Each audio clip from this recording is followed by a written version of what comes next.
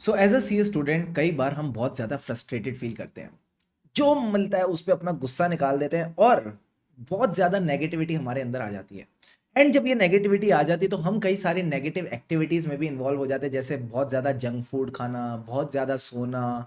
उसके बाद इवन कई बार हम अपने फ्रेंड्स के साथ थोड़ा मतलब यू कैन से अग्रेसिव हो जाते हैं, घर वालों के साथ अग्रेसिव हो जाते हैं। एंड ये सारी नेगेटिविटी जो होती है ना, ये हमको और ज़्यादा परेशान करती है।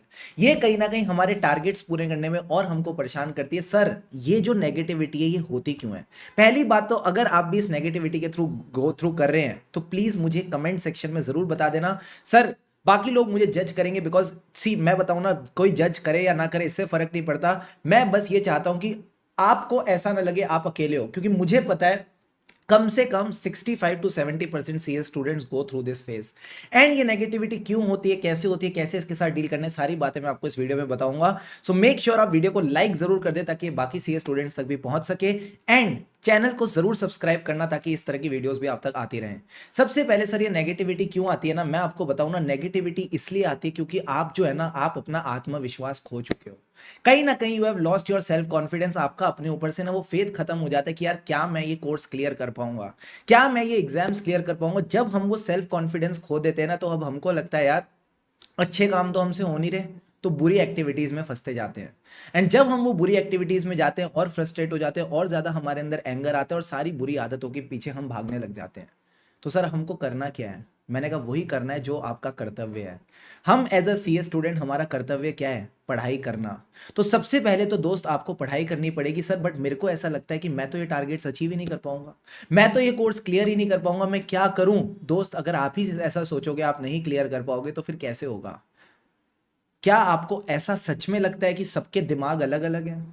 सबके दिमाग का फ्रेमिंग अलग अलग है कि कोई ज्यादा इंटेलिजेंट है, कोई कम इंटेलिजेंट है? Do you really think so?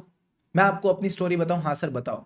मैंने अपने CA इंटरमीडिएट के एग्जाम्स को 2 बार स्किप किया था ड्यूरिंग द कॉलेज टाइम्स। अब अगर मैं 2 बार वो एग्जाम देता बिना पढ़े, तो मैं भी तो फेल हो जाता ना।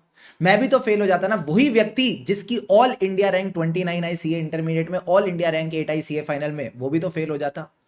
क्या मैं भी एक नेगेटिव जोन में चले जाता? Answer is yes. कोई इंटेलिजेंट ज्यादा या कोई कम इंटेलिजेंट नहीं है। It is all about hard work and preparation. जो व्यक्ति गिव अप नहीं कर रहा, जो व्यक्ति प्रिपेयर कर रहा है, जो हार्ड वर्क कर रहा है, वो एग्जाम क्लियर कर रहा है। जितनी जल्दी आप ये बात समझ जाओगे उतना आपके लिए अच्छा रहेगा। हम सबको किसने बनाया है? सर, ईश्वर ने बनाया है। डू यू थिंक ईश्वर will discriminate in the brains? The answer is no. ईश्वर कभी भी ब्रेन्स के अंदर डिस्क्रिमिनेट नहीं करता। डिस्क्रिमिनेशन हम करते हैं अपने एफर्ट्स में, अपने हार्ड वर्क में। कोई कम काम चोरी कर रहा है तो कोई ज्यादा काम चोरी कर रहा है, कोई ज्यादा मेहनत कर रहा है तो कोई कम मेहनत कर रहा है। बस फर्क है मेहनत का, nothing else. You are getting the point और नॉट? Yes sir. अब अगर आप ये वीडियो देख रहे हो तो मुझे इतना जरूर पता है कि आप इस नेगेटिविटी से बाहर निकलना चाहते हो। आप इस नेगेटिव थिंकिंग से बाहर निकलना चाहते हो कि यार मैं नहीं कर पाऊंगा। आप एक्चुअल में ये फील करना चाहते हो कि मैं कर पाऊंगा। तो सर, कैसे इस नेगेटिविटी से बाहर निकलना है, मैं आपके लिए एक बढ़िया वाला फ्रेमवर्क लेके आया हूं। सारे बच्चे ध्यान से समझना। सबसे पहले तो भाई साहब आपको एक्सेप्ट करना पड़ेगा। सबसे पहले तो आपको एक्सेप्ट करना पड़ेगा that yes, you can do it. तो अभी अपने आप को ये बोलो। एक तो स्माइल लाओ अपने चेहरे पे। तुमने मुस्कुराना क्यों छोड़ दिया, मुझे समझ में नहीं आता। अपने चेहरे पे एक प्यार भरी मुस्कान लाएंगे और बोलेंगे yes I can do it. अभी आपको बोलना है, ठीक है? ऐसे ऐसे हूं करने से कुछ नहीं होगा। You have to say it with me. Say it, I can do it. Say I can do it. Once more, I can do it. चिल्ला के बोलो, आई कैन डू इट। पूरी दुनिया को सुनना चाहिए, I can do it. Once more, I can do it. अब sir, सारे सब्जेक्ट्स एक टाइम पे उठाने की जरूरत नहीं है। Just take one subject at a time. जो भी आपको सब्जेक्ट लगता है, जिसको आपको लगता है कि मुझे पिकअप करना चाहिए, सबसे पहले अकाउंट्स हो सकता है, कॉस्टिंग हो सकता है, FM हो सकता है, ऑडिट हो सकता है, जो भी आपका सब्जेक्ट है उसको उठा लो चुपचाप। ठीक है सर। अब पूरे सब्जेक्ट को देख के जनरली हम डर जाते हैं, तो इसको ब्रेक कर दो कुछ पार्ट्स में। फॉर एग्जांपल, जैसे CA फाइनल का ऑडिट है, तो मैंने CA फाइनल के ऑडिट को अभी यहाँ पे पार्ट्स में ब्रेक किया, जैसे standards on auditing, ethics, other standards, bank, NBFC और अदर्स। मैंने इन सब पार्ट्स में बांट दिया। अब आपने क्या करना है ना, जब आप एक पार्ट कर रहे हो तो बाकियों की तरफ देखना भी नहीं है। जब आप एक पार्ट कर रहे हो तो बाकियों की तरफ देखना लिए, यानी जब मैं ऑडिट पढ़ रहा हूं तो सबसे पहले सपोज मान लो मैंने उठा लिया स्टैंडर्ड्स ऑन ऑडिटिंग, तो मैं अभी से स्टैंडर्ड्स ऑन ऑडिटिंग पे फोकस करूंगा। अब जैसे ही मैं बोलता हूं स्टैंडर्ड्स ऑन ऑडिटिंग, हमारा मन घबरा जाता है। ओहो हो, इतने सारे स्टैंडर्ड्स कैसे होंगे? तो अब इस स्टैंडर्ड्स ऑन ऑडिटिंग को भी मैंने पार्ट्स में ब्रेक कर दिया। यानी मैंने बोला 200 की कोई सीरीज है, 300 की कोई सीरीज है, 400 की सीरीज है, 500 की सीरीज है, 600 की, 700 की, 800 की, वॉट एवर द सीरीज है, मैंने इसमें पार्ट्स में ब्रेक कर दिया। अब मैं क्या करूंगा, अब मैंने सीधा 200 की सीरीज उठाई। अब जब मैंने देखा 200 की सीरीज है तो मैंने इसमें देखा ऐसे 200 है, 210 है, 220 है, 230 है, 240 है, 250 है, 260 है, 265 है, 299 है, 9 एसेज है। अब ये जो 9 एसेज है मैंने टारगेट लिया कि 2 दिन मैं इसमें लगाने वाला हूं, 2 दिन मैं इसमें लगाऊंगा, यानी 9 डिवाइडेड बाय 2 4.5, ऐसा कुछ बनता नहीं है। तो मैंने सोचा पहला दिन है तो मैं 4 स्टैंडर्ड्स करता हूं, पहला दिन है तो मैं पहले 4 स्टैंडर्ड्स करता हूं। सर 4 स्टैंडर्ड्स कौन से करूंगा, 200 करूंगा, 210 करूंगा, 220 करूंगा, 230 करूंगा, साथ ही साथ मान लो 240 और सोच लिया, क्योंकि पहले वाले मरियल मरियल थे तो एक 240 और उठा लिया। अब सर कैसे करना है, मैंने कहा कुछ नहीं करना, आपने क्लासेस ऑलरेडी कर रखी हैं। हाँ, तो आप क्या करो, जनरली क्लासेस में जो टेक्निक वगैरह बताई है या फ्लो बताया वो हम भूल गए हैं, तो आप रिवीजन रेफर कर लो। ठीक है, एक बार रिवीजन रेफर करी, फ्लो समझ आ गया, अब now go through the notes. ये सारे सब्जेक्ट्स में वैलिड है। जब भी आपको लग रहा है आप टीचर का बताया फ्लो भूल चुके, एक बार रिवीजन वीडियो को रेफर करो, फ्लो याद आ जाएगा। उसके बाद नोट्स को रेफर कर लो। जो भी आपको लगता है कि पॉइंट्स हैं ऐसे जिनको आपको याद करना चाहिए, जहां भी 3-3 4-4 पॉइंट्स, ऑडिट में खासकर ऐसा होता है जहां पे 4-5 पॉइंट दे रखे होते हैं, वो चीजें याद करनी होती है, उनको याद करो। बाकी चीजों को समझ के आगे बढ़ते जाओ। इसके बाद सर क्या करेंगे, क्वेश्चन बैंक सॉल्व करेंगे। अच्छा, क्वेश्चन बैंक कैसे सॉल्व करेंगे, क्या क्वेश्चन बैंक सिर्फ आंसर रीड करके सॉल्व करेंगे या फिर खुद रिकॉल करेंगे या खुद हैंड प्रैक्टिस करेंगे? सर खुद रिकॉल करेंगे या खुद हैंड प्रैक्टिस करेंगे, ताकि हमको कॉन्फिडेंस मिल सके।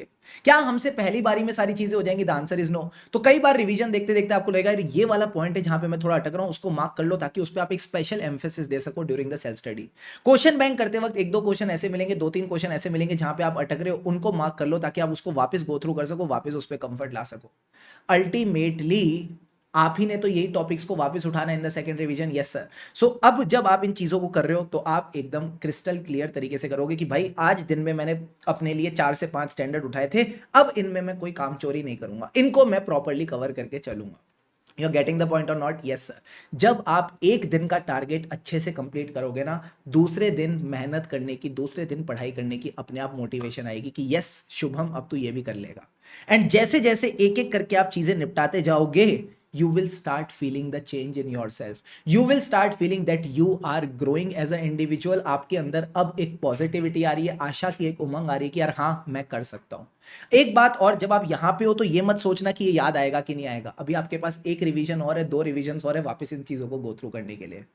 You are getting the point? तो ज्यादा अपने ऊपर सेल्फ डाउट मत करो, don't over expect from your self, but at least trust the process. तो प्रोसेस कहता है अच्छे से चीजों को रिवाइज करो, नोट्स को रिवाइज करो, क्वेश्चन बैंक को प्रैक्टिस करो, एटलीस्ट वो तो करो। ज्यादा मत सोचो कि मैं कर पाऊंगा या नहीं कर पाऊंगा, जो अभी कर सकते हो ना उस पर फोकस करो। हम टेंशन किसकी लेते हैं, मैं आगे कर पाऊंगा कि नहीं। अरे भाई जो अभी कर सकते हो उस पर फोकस करो ना बाबू। You are getting the point और not? Yes sir. So take time, complete the things properly, don't be in a hurry. जल्दी का काम कहते हैं शैतान का होता है। हम शैतान हैं? नहीं सर, हम अच्छे इंसान हैं।